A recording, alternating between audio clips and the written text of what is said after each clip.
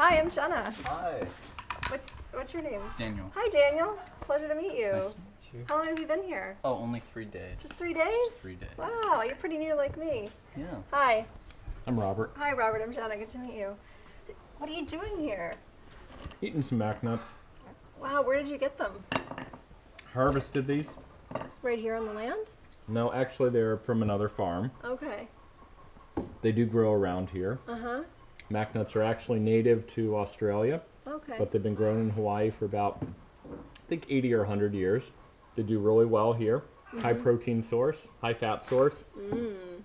Easy food to store.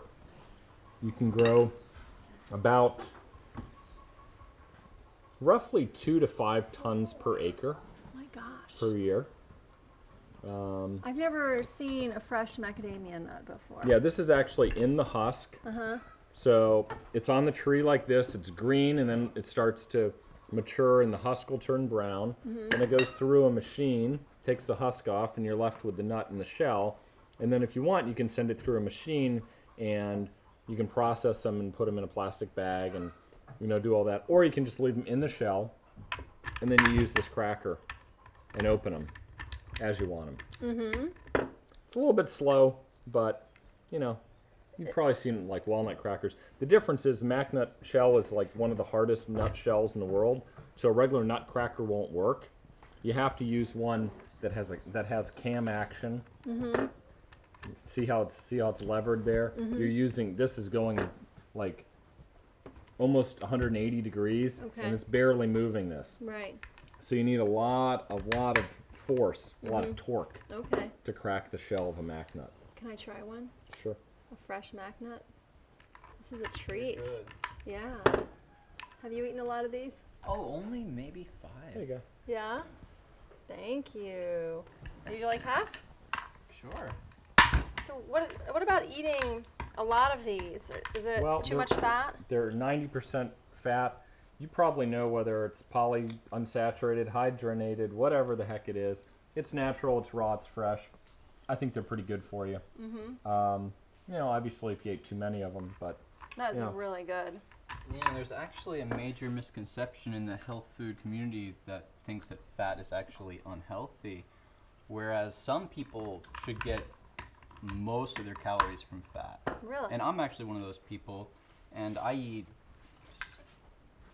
large quantities of fat every day. Really? Yeah, and it has to do with your hormones.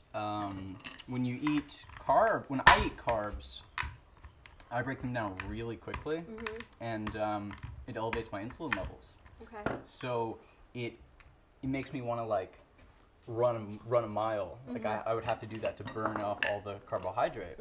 Whereas if I eat fat, it's a slow burning energy.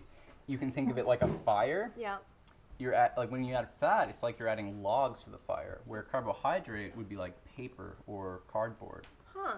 Depending on how fast your body can break down the carbohydrate. That's a good analogy. Yeah, so there's a whole, there's articles on it. You can read it on Mercola.com. He outlines it real well.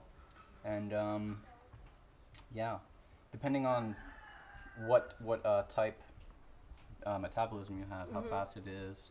So Where do you get most of your fat from? fat, it's good to balance omega-6 and omega-3. They should be about equal. And omega-6 would be mostly nuts Yeah. and avocados. Omega-3, you get it from walnuts, flaxseed, fish, those sources. It's a little harder to get, but those are the oils that'll really help your cardiovascular system. And then saturated fat from coconut is probably the best source for vegans. Oh, really? of Coconut. fat. Coconut would be the best source of fat for vegans. Huh. Yeah. Oh, that's good to know. I love coconut.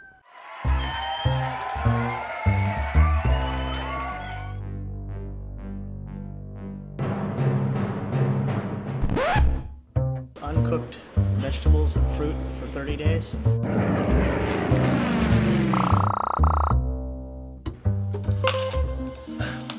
Could you go raw for 30 days?